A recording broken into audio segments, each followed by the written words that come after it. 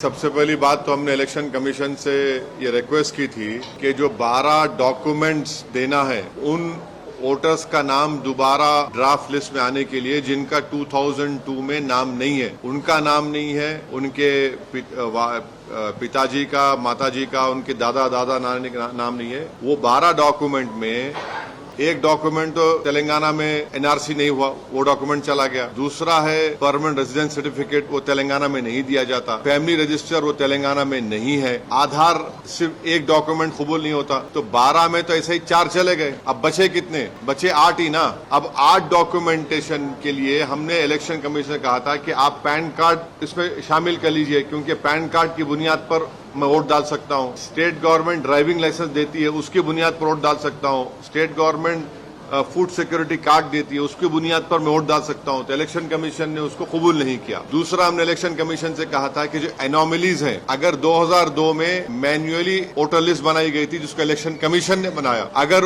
उसमें spelling mistake है तो उसको आप प्रेजेंट कैसा मुझे आप पेनलाइज करेंगे? भाई, अगर किसी का नाम एस प्रमोद था 2002 में, अब आ गया सौरभ प्रमोद 2026 में, तो इलेक्शन कमीशन बोल रहा है ये एनोमली है। किसी के 6 बच्चे हैं, एनोमली है। कौन सा कानून है जो 6 बच्चे रहे तो नाम नहीं आएगा? 15 साल का फर्क होगा अगर पेरेंट्स में और चिल्ड्रन में नहीं होगा। 40 इयर्स का से कम होगा ग्रैंडसन में, ग्रैंडफादर में नहीं होगा।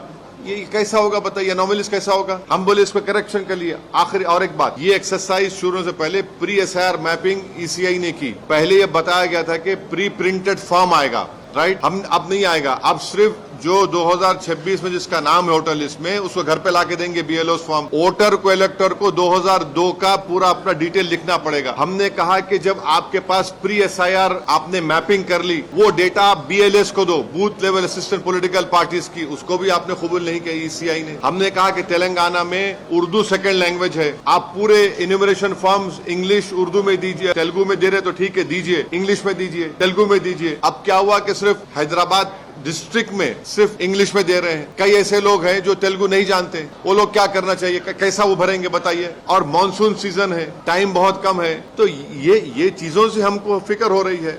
हमारी पार्टी, आप जानते हैं कि हमने पिछले 2 महीने से पूरे हैदराबाद तेलंगाना में हमने एक ऐप बनाया है जिसमें 2002 की वोटर लिस्ट है, लेटेस्ट वोटर लिस्ट है। उसके जरिए से हम जितना हो सके अपने लेवल पर हम तो कोशिश कर रहे हैं वोटर की मदद करने के लिए। मगर अब बीएलओ जाएगा, कितने लोगों के पास जाएगा, 2 फॉर्म देगा और फिर फोटो लगाकर वोटर को देना पड़ेगा वापस। फिर ड्राफ्ट लिस्ट आएगी, ड्राफ्ट लिस्ट के बाद फिर कितनों को नोटिस जाएगी हमको नहीं मालूम। इसीलिए हम कह रहे थे कि जो प्री एसआईआर मैपिंग हुई हमको इलेक्शन कमीशन दे दे। अभी भी हम रिक्वेस्ट कर रहे हैं आपके जरिए से कि शायद हमारी बात उनके दिल में उतर जाए, ताकि ये पूरी एक्सरसाइज एक इंक्लूसिव हो। देखिए, जनता में एक एप्रीहेंशन है, इसको कोई डिनाई नहीं कर सकते आप, क्योंकि जो वेस्ट बंगाल में हुआ 27 लाख वोटर के नाम नहीं आए, वो अभी भी बैठे हुए हैं कि कब उनका नाम आएगा। और वहां पर बीजेपी सरकार ने ऑर्डर निकाल दिया कि जिसका नाम नहीं आया उसको रेशन नहीं मिलेगा, उसको गवर्नमेंट स्कीम में हिस्सा नहीं होगा उसको।